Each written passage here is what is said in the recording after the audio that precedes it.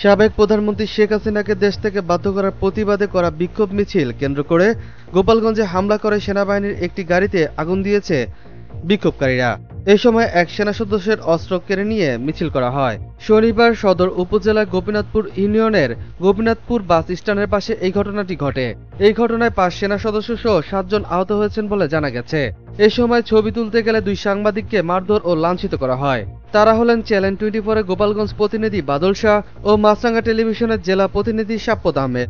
স্থানীয় সূত্রে জানা গেছে, শেখ হাসিনাকে দেশে ফিরিয়ে আনার দাবিতে ঢাকা খুলনা মহাসড়কে গোপীনাথপুর বাস স্ট্যান্ড এলাকায় বেলা ৩টার দিকে বিক্ষোভ মিছিলের আয়োজন করে আওয়ামী লীগ। কর্মসূচিতে সদর উপজেলার গোপীনাথপুর ও জালালাবাদ ইউনিয়ন এবং কাশিয়ানী উপজেলার নিজামকান্দি ইউনিয়নে আওয়ামী লীগ ও সহযোগী সংগঠনের নেতাকর্মীরা অংশ নেয়। প্রত্যক্ষদর্শী কয়েকজন জানান, বেলা ৩টার দিকে ওই ৩ ইউনিয়নের নেতাকর্মীরা খণ্ড খণ্ড মিছিল নিয়ে গোপীনাথপুর বাস স্ট্যান্ড এলাকায় জড়ো হন। তারা ঢাকা খুলনা মহাসড়ক অবরোধ করে বিক্ষোভ মিছিল করতে থাকে। এতে মহাসড়কের দুই পাশে গাড়ি আটকা পড়ে।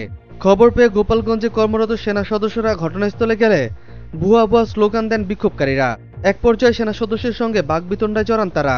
পরে বিক্ষোভকারীরা ক্ষিপ্ত হয়ে সেনা সদস্যদের মারধর শুরু করলে সেনা সদস্যরা ফাঁকা গুলি ছুড়ে পরিস্থিতি নিয়ন্ত্রণে আনার চেষ্টা করে।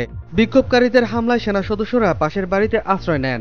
এ সময় এক সেনা সদস্যের কাছ থেকে একটি অস্ত্র ছিনিয়ে নিয়ে সেনাবাহিনীর গাড়িতে আগুন ধরিয়ে দেন বিক্ষোভকারীরা। ঘটনার পর ছিনিয়ে নেওয়া অস্ত্র নিয়ে বিক্ষোভকারীরা মিছিল করে।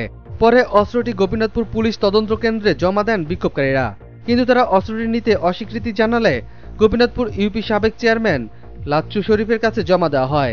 লাচ্চু শরীফ জানান, বিক্ষোভকারীরা তার কাছে অস্ত্রটি জমা দিয়ে যান।